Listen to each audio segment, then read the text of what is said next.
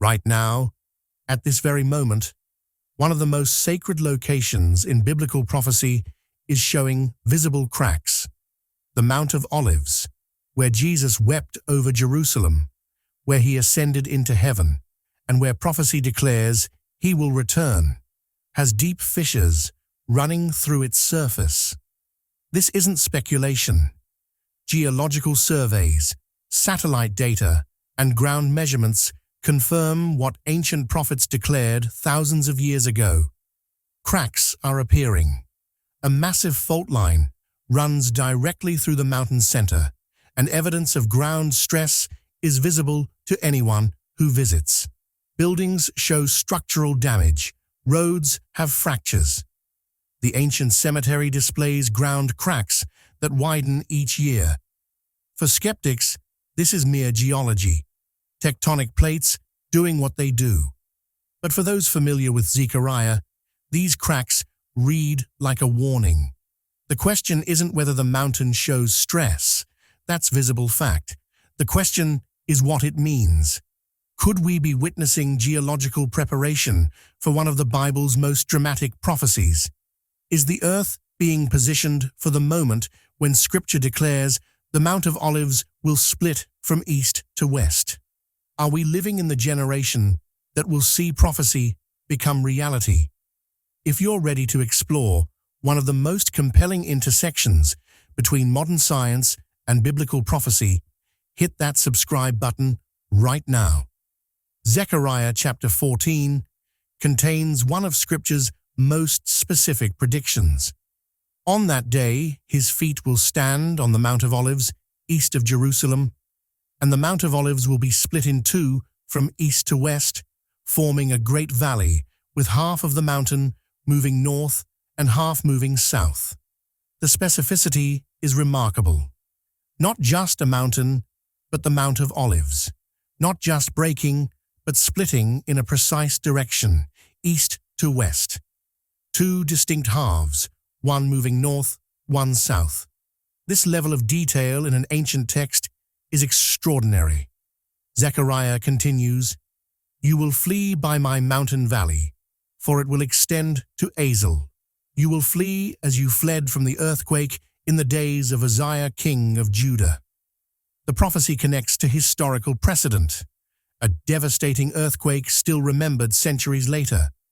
The New Testament adds confirmation. Acts 1:11 records angels telling disciples after Jesus' ascension, "This same Jesus, who has been taken from you into heaven, will come back in the same way you have seen him go into heaven." Jesus ascended from the Mount of Olives. The implication, he returns to the same location. The Mount of Olives rises 2,710 feet above sea level on Jerusalem's eastern side. This ridge runs north to south for 2.5 miles, providing natural boundary and panoramic Temple Mount views. What makes this location crucial is the Dead Sea Transform Fault System, a major plate boundary where the Arabian Plate slides northward past the African Plate at 4 to 6 millimeters annually. This fault system created the Dead Sea Basin, Jordan Rift Valley, and runs directly beneath the Mount of Olives. A major branch, the Mount of Olives Fault, runs through the mountain from north to south. Ground-penetrating radar and seismic analysis have mapped this fault with precision, revealing deep bedrock weakness. The fault doesn't move smoothly. It accumulates stress over decades, then releases suddenly during earthquakes. Historical records document devastating earthquakes here. 31 BCE during Herod's reign, 363 CE destroying Byzantine Jerusalem, and 1927 causing significant modern damage. Geologists at Israel's Geological Survey confirm the region is overdue for a major seismic event. Stress has accumulated for decades without significant release. This is where prophecy meets observable reality. The Mount of Olives shows visible stress that anyone can witness. GPS monitoring stations and satellite interferometry reveal measurable ground movement occurring along the fault line. But more compelling than technical data are the visible cracks. The Jewish cemetery covering much of the mount has developed noticeable ground fissures where the fault passes through. Some cracks are wide enough to see into, running for meters across the rocky ground. Ancient tombs show displacement. Stones shifted. Walls cracked in patterns indicating ground movement beneath. Buildings constructed across the fault line display structural damage.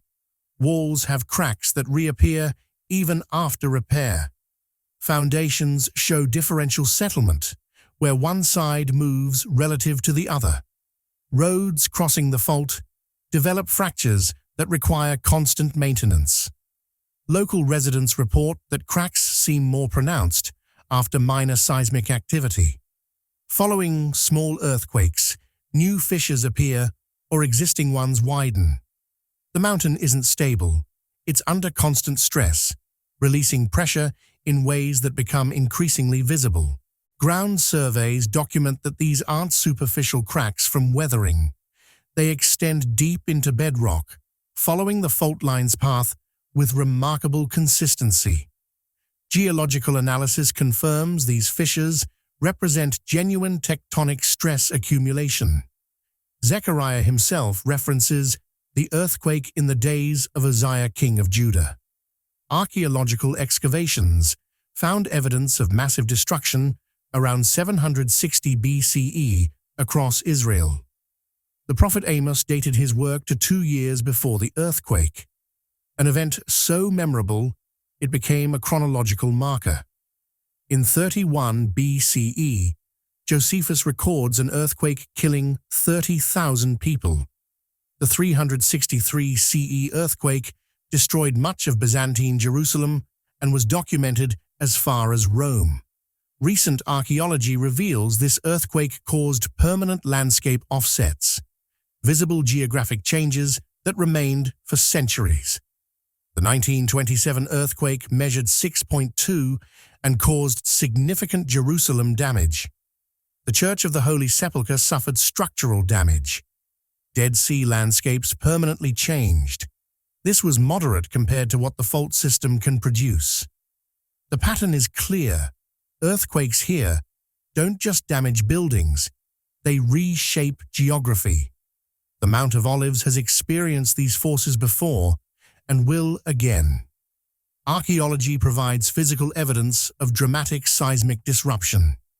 Excavations reveal destruction layers, displaced structures, and geological evidence that the mountain has been violently shaken multiple times. Archaeological work in the city of David and Kidron Valley reveals fault scarps, visible steps in earth where earthquakes caused vertical displacement. These represent meters of movement that occurred suddenly, permanently altering landscape profile. Ancient cemetery tombs show seismic damage, cracked rock, collapsed chambers, displaced stones, unexplainable by weathering or human activity. Damage patterns align with the known fault line. Ground-penetrating radar has mapped ancient landslides on the mount's eastern slopes. These massive earth movements required triggering events consistent with major seismic activity. The archaeological record confirms the Mount of Olives isn't stable. It has moved before, in dramatic ways. Zechariah's prophecy doesn't exist in isolation. It's part of a larger narrative describing the day of the Lord, Messiah's return, and final battle for Jerusalem. The sequence: nations attack Jerusalem. The Lord's feet touch the Mount of Olives. The mountain splits. The remnant flees through the new valley, and the Lord establishes his kingdom. This connects to multiple prophetic texts. Ezekiel 38-39 describes coalition attacking Israel. Daniel references Jerusalem's holiest site. Revelation places final warfare in Israel. Jesus' Olivet Discourse, delivered on this mountain, warns of unprecedented tribulation, followed by his return. Current geological cracks might represent preparation, Earth being positioned for when supernatural and natural forces converge to fulfill ancient predictions.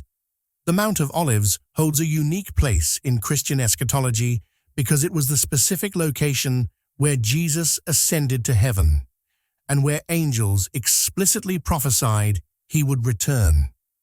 This geographical specificity transforms the mountain from merely a prophetic location to a divinely appointed stage for the greatest event in human history. Acts 1 describes the scene with remarkable detail. After 40 days of post-resurrection appearances, Jesus led his disciples to the Mount of Olives. As they watched, he was taken up before their very eyes, and a cloud hid him from their sight. The disciples stood staring upward until two angels appeared with a message that has echoed through 2 millennia. This same Jesus, who has been taken from you into heaven, will come back in the same way you have seen him go into heaven, the same way, the same location. The Mount of Olives wasn't randomly chosen. It was divinely appointed as the departure point, and by implication, the return point. When Zechariah prophesied that his feet will stand on the Mount of Olives, he was describing the touchdown point for the second coming. The Chapel of the Ascension, built on the traditional site where Jesus ascended, still exists today, right along the fault line that geologists say will eventually split the mountain. Inside the chapel, visitors can see what tradition claims is the footprint of Jesus preserved in stone, the last earthly contact before his ascension. Whether literal or symbolic, the tradition identifies this precise spot as ground zero for prophetic fulfillment. Christian tradition has always maintained that Jesus would return to this exact location. The mountain isn't just mentioned in prophecy, it's the place where divine and human history intersected at the ascension and will intersect again at the second coming. The geological preparation of this specific mountain takes on profound meaning when viewed through this lens. Every year, thousands of pilgrims stand on the Mount of Olives looking westward toward Jerusalem, imagining the moment when prophecy becomes reality and the returning king's feet once again touch this sacred ground. Jerusalem remains the world's most contested city. 3 religions claim it as holy. The Temple Mount dispute places interests in direct confrontation. Palestinian-Israeli tensions keep the region volatile. The Mount of Olives itself sits in territory that changed hands in 1967 and remains internationally disputed. Zechariah describes Jerusalem besieged. Modern military technology makes such scenarios feasible. Regional powers view the city through eschatological lenses. Multiple prophetic elements converge. Jewish sovereignty in Jerusalem for the first time in 2 millennia. Technology enabling global awareness, international focus on the city, and regional military capabilities. This brings us to the tension between scientific prediction and prophetic timeline. Geologists can tell us that a major earthquake will eventually strike the Mount of Olives. The physics are inevitable, but geology can't tell us if that earthquake will be the prophetic event Zechariah described or simply another in the region's long history of seismic activity. Seismologists estimate a significant earthquake along the Dead Sea. Transform fault could occur any time within the next several decades to centuries. The statistical probability increases with each passing year without major stress release. But probability isn't prophecy. Science deals in likelihoods, not divine appointments. What makes the current situation compelling is the convergence. Geological conditions are primed. Political tensions center on Jerusalem as never before in modern history. Israel exists as a nation, a prerequisite for many end-times prophecies that wasn't true for nearly 2,000 years. Technology enables global witness to Jerusalem events, fulfilling prophecies about all nations seeing what happens there. However, Scripture explicitly warns against date setting. Jesus stated that, "About that day or hour no one knows, not even the angels in heaven, nor the Son, but only the Father." The exact timing remains deliberately hidden, even as the conditions for fulfillment become increasingly aligned. The biblical timeline emphasizes signs, not schedules. Jesus encouraged his followers to recognize the season, even while knowing the specific moment remained concealed.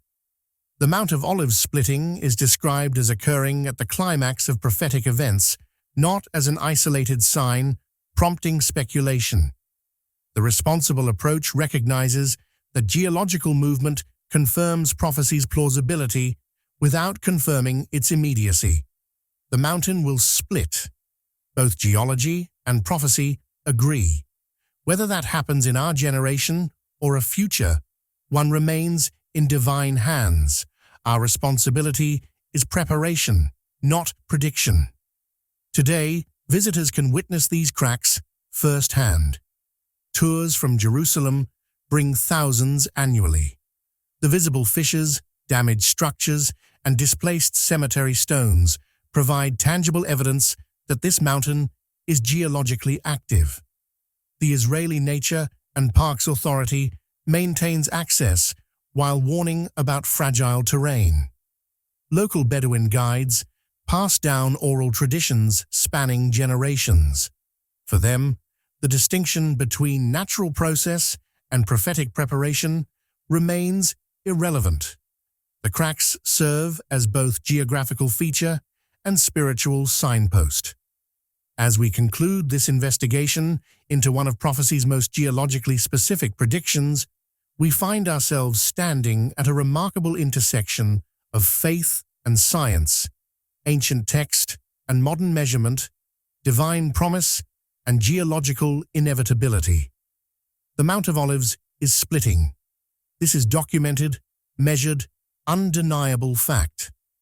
The fault line running through this sacred mountain accumulates stress with each passing year, preparing the landscape for the catastrophic movement that geologists assure us will eventually occur. 2,500 years ago, the prophet Zechariah described this exact mountain splitting in a precise direction, creating a valley of escape for those fleeing Jerusalem in its darkest hour. Whether we're witnessing the final preparation for prophetic fulfillment or simply observing normal geological processes in a tectonically active region, one truth remains inescapable. The conditions for Zechariah's prophecy to manifest literally have never been more aligned than they are today. Geology confirms the mechanism. History confirms the precedent. Geopolitics confirms the context. The stage is set. But perhaps the most profound lesson from the Mount of Olives isn't about earthquakes or end times timelines. It's about faithfulness in the present moment. Jesus stood on this mountain, teaching his disciples about the coming kingdom. He ascended from its summit with a promise to return. For 2 millennia, believers have maintained hope that his return would occur in their generation.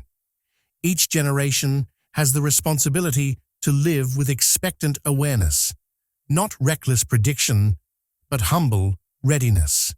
The splitting of the Mount of Olives, whenever it occurs, will mark the moment when Earth's longest-running promise finds fulfillment. Until that day, the mountain's slow geological movement serves as a patient reminder that God's promises endure longer than mountains, outlast empires, and require no defense from skeptics. The mountain is moving. Prophecy is waiting. History is building toward a climax, written in both scripture